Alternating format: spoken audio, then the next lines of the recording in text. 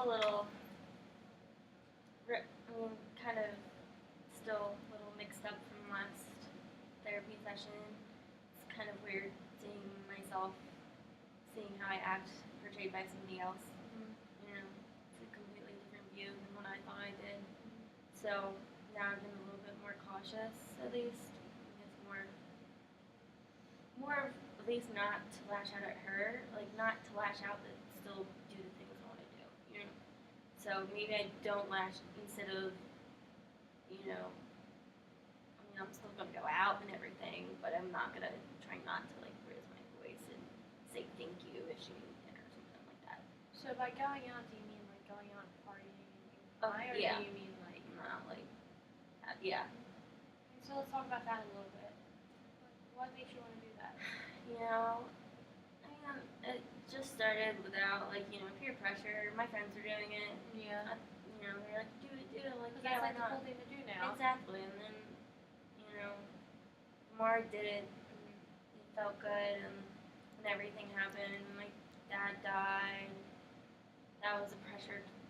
That was tough. Now my mom's in rehab. And, like my family's falling apart, and You just kind of feel lost. yeah, I mean, doing that makes me, relax. A new world helps me get away. Yeah. A whole new experience that I don't have to think about my life or other things. It makes me numb to the world. So it just like blocks you out. Oh yeah. Does it block out when your sister's bothering you, knowing that she's looking down your back? Or doesn't that just block everything out? Oh yeah. I mean, if I come home stoned or something, it's just so much easier to be like, go away, whatever. It helps definitely helping to deal with her too. Yeah. Do you think there could be a different way for you to cope without getting high? Or going out partying? Do you think there's a better way for you to communicate with her? I know, like, over the past week I asked you to do some homework with communication, and you said you're still uneasy about this last session. But what ways did you communicate a little bit better? I mean, after coming back, I realized that we communicate completely differently. And, she might say something like, do your homework, and she's communicating more.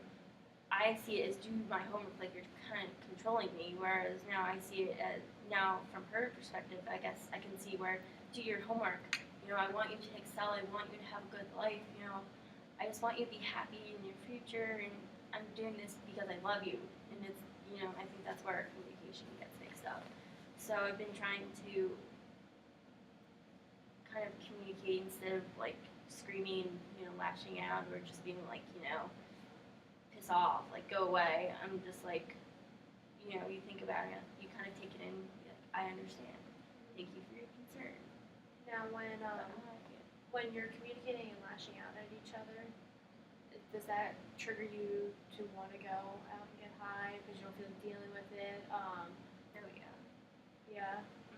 I mean, even though I scream a lot, and we fight a lot, I hate fighting.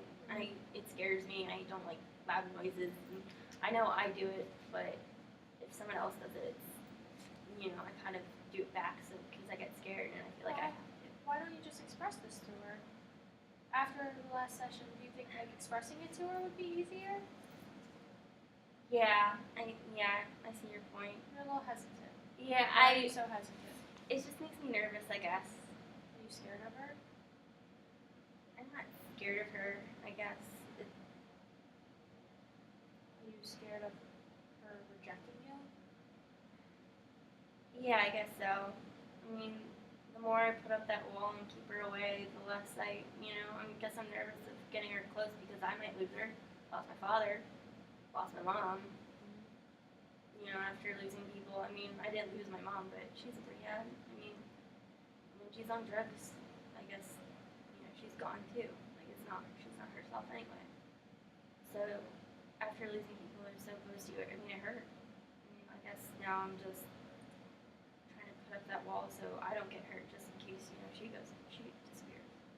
Do you think like maybe like expressing how you are scared of losing her will help her realize that you actually need her? You don't need like more of a mother figure, you need like a big sister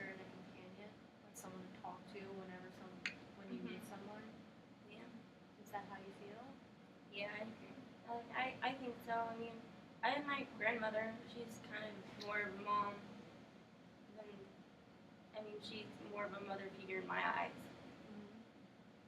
And, yeah, I'd rather have a sister than a mom.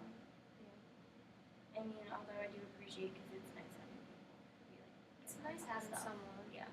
It's nice having a big sister that you could just look up to and just go to and talk to. And when you're feeling down, like her door's always open. Yeah. Do you feel like her door's closed?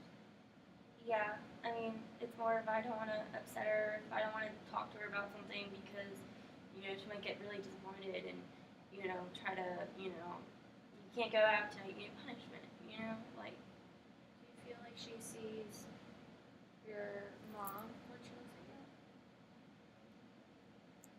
I think so now after last session. I didn't really realize that she saw me like that, that I could be turning into my mother. I never want to turn to my mom, never. But now I can see her how I guess I am on the path of going towards my mother. I can definitely see how that's scary because she lost a mom too in the same way. But she doesn't want to lose me. So what steps could you better yourself and to better this relationship between your sister? You know, Or I make really you feel a little bit better about it? think I should start not doing so much drugs anymore, maybe. I think that would be a big factor, maybe. In trying to actually respect her opinion and talk to her. Just give her more respect. Yeah. And communicate. Maybe we should have like more of like an environment where we can actually talk instead of, you know, going back and forth. Maybe we can actually like sit down and have conversations and not just us doing like our own thing and having conversations while we're halfway across the room. If she was sitting here today, what would you say? So I'd say I'm sorry.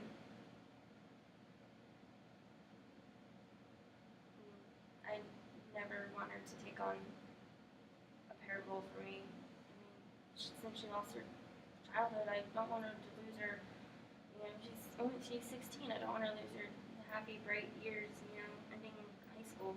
I want her to enjoy it. I don't want her worrying about me. I want her to have fun. I want her to more enjoy life and not see me as a burden, and not feel like she has to take care of me. Would you want to tell her that? Yeah, probably. How do you think she would respond? I think she would appreciate it. You know, she would probably say, you know, I appreciate what you say. You say a lot of things, but you really need to make steps on showing me that. Are you willing to make those steps? Yeah, right. Well, this was a good session. I'm going to go ahead and talk to your sister for a little bit, and then next week I'm going to have you posted. And then we're going to see where we go from here. Sounds Okay? good. All right. How long was that?